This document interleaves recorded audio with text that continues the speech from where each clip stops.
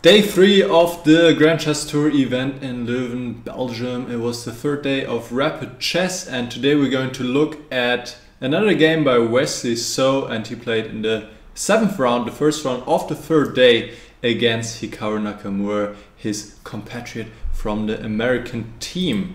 So let's get to the game, and here we have it. We see Nakamura with the white pieces against So. And they played the London system, e3, c5, and now a rarer move here. Usually white goes c3 or knight f3 or knight d2.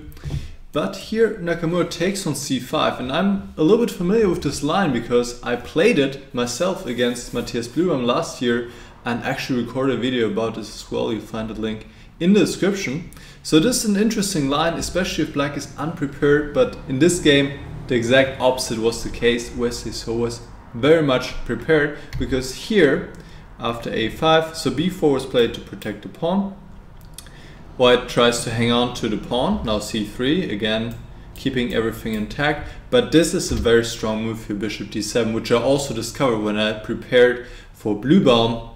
And really here, to me, it seems that white has to fight to maintain equality, and just great preparation here by Wesley So. This move has not been seen at the top level before, and he had discovered it and remembered it for his game as well, even though he probably didn't expect this line to be played by Nakamura necessarily. So here Nakamura immediately goes wrong. He plays queen b3, after which he's much worse already. He needs to play knight d2, and now let me show you why this is so dangerous for white. I think black can also keep developing here, but what I really didn't like for white is if he plays b6, now c takes b6, also already queen takes b6 would be fine for black, but bishop takes b4, bishop c7, queen e7, b7, and now both rook a7 and rook a3 just seem really dangerous for white, and white has to play accurately not to be worse. Of course, there's still some more lines to consider and it's a little bit messy, but the problem for white is here that his entire king set is underdeveloped, so this makes it pretty tricky. And it also makes it tricky in the game, as after queen b3 takes b6, black's also attacking this pawn chain and white cannot keep it together. He has much less development and is in trouble here. And he's in even more trouble after a move Nakamura played, bishop d6. Probably he should start developing here, give the pawn simply back like this.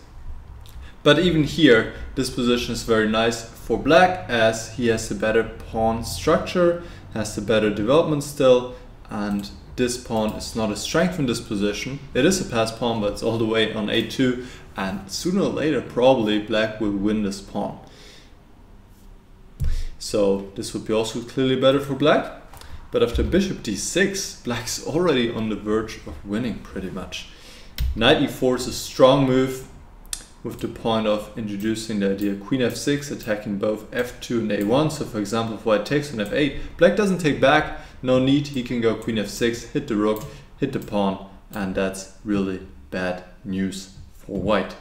So Nakamura played sensible move queen b2 to defend against this threat. Now knight takes d6, pawn takes. Black doesn't want to take immediately back here. I guess he could do that too, but there's queen takes g7, and here I really like this by Wesley. Plays a very practical move, queen f6, forcing the trade of queens, and he will regain the pawn on d6 next move, have the bishop pair, and white also has problems with his advanced pawns here on the queen side. So just a very good endgame for black, if not already winning, you could say.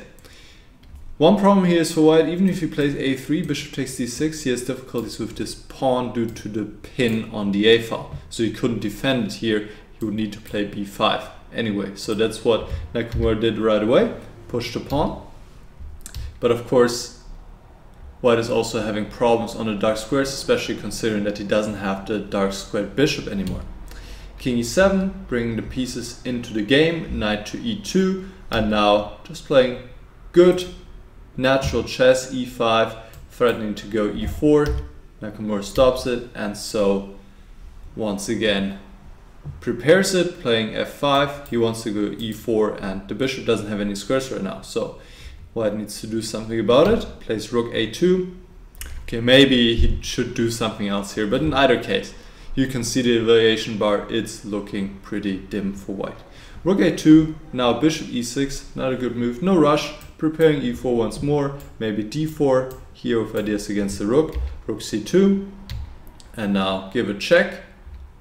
It's also a good move, because it's forcing the king to go to f1 or d1, since after king f2, there's bishop c5, and suddenly f4, going after his pawn cannot be stopped. And this is what I meant when I was talking about weakened dark squares. Here you can immediately see how important the dark square bishop would be for white. So Nakamura goes for king f1, but now just rook takes a4, rooks come off, so black's up a pawn now, knight c3 attacking both the rook and this pawn, so black has to take. But now he simply goes rook a3 and attacks the knight. If the knight moves, the bishop hangs, so knight takes d5 with check is the only option.